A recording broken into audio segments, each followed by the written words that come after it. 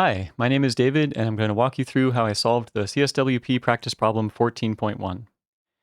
So for level 14, we're focusing on the rib feature. And for this problem, we're going to start with creating a rectangular prism.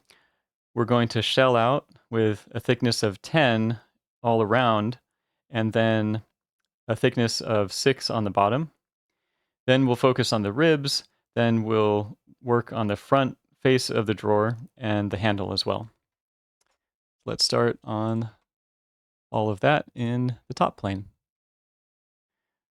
Create a rectangle, 150 by 200, extrude that up 25, and then shell will open up the top face, and then for the bottom, it'll have a different thickness of 6. There we go. And we can see that if we go in the front plane here, section view, you can see that the thickness here is smaller than the thickness going around. So that's what we want. 10 around here, and then 6 thickness here. All right.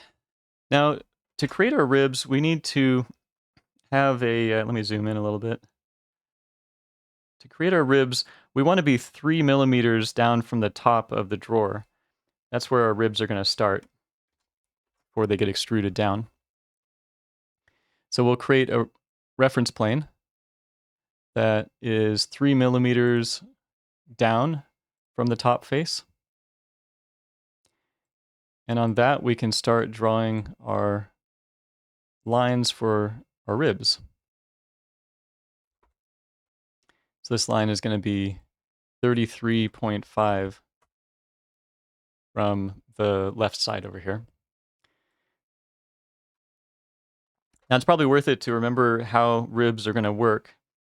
So remember that we didn't need to draw the line all the way across. We could have gotten away with just a little short line like this.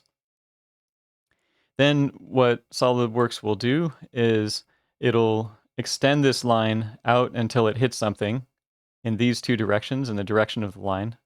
So until it hits this side and this side, it'll thicken up that line. So it'll have a thickness of whatever you set to. And in our case, we want it to be thickness of 3. And then it'll extrude that rectangle in the direction of the extrusion direction, which we want to be down. So it extends the line out in like 3 directions and thickens it up. Now in our case, we drew the line all the way across. It doesn't really have to extend out in the 2 directions of the line, but we want it to extrude going down. That's going to be the main thing that we need to set. So when we go into features, rib, we don't want to be extruding to the left. We want to be extruding down. So it'll thicken it up going left and right like this, and then it'll extrude that rectangle going down. Now, we want the thickness to be 3, and there's one more thing that we want. We want to make sure that the thickness is made not on this side, not in the middle, but on the right side over here of this line. And that's because the distance from this face over here to the left side of the rib should be 33.5. So we want this line here to be representing the left side of the rib. So the rib has to be thickened over to the right. All right, so then when we hit the green check, we're going to have our rib in the right place. And we don't just want 1 rib, we want 4 ribs going along in this direction. 4 ribs, and they're going to be spaced, well, it's 33.5 for the gap between the ribs, but then plus the thickness of the rib, which is 3. All right, so to explain that part, it's 33.5 for the empty space between the ribs, but then if you want to know the distance from like the left side of one rib to the left side of the other rib, you're going to have to add a thickness of 3. So 3 plus 33.5. And one interesting thing is that if you look at let me just hide this for a moment. If you look at the distance between the ribs, you should have 33.5, right? The gap in between them.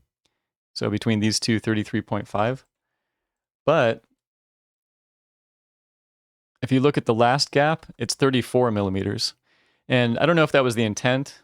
I don't think there's enough information here to be able to figure that out, but it could be wrong. But it's not going to change the volume anyway, so I didn't really worry about it too much. All right, let's bring a sketch open in this plane to work on the last rib, which is the one that's going horizontal. Okay, so we're going to draw that line across, go into the rib feature, again 3, and they got the extrusion direction wrong again. It's trying to go this direction, but we want it to go down again. And this one, it's okay to be in the middle. We do want it to be in the middle because that'll make it centered, which appears to be what the intent is here. So now all we have to work on is the front of the drawer and the handle.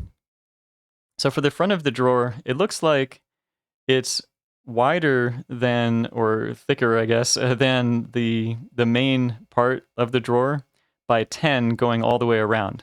So what we can do is grab this face, start a sketch, convert that rectangle to be an R sketch, and then select the rectangle, use offset entities to widen it by 10 millimeters, and it got the direction right. We don't want it to go in, we want it to go out.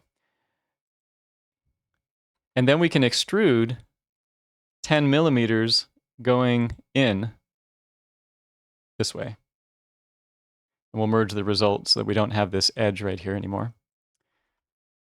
Okay, great. So that created the extra like frame around that inner rectangle to create the front of the drawer. So now we can work on the handle. And I'll go from midpoint to midpoint so that the handle is nicely centered.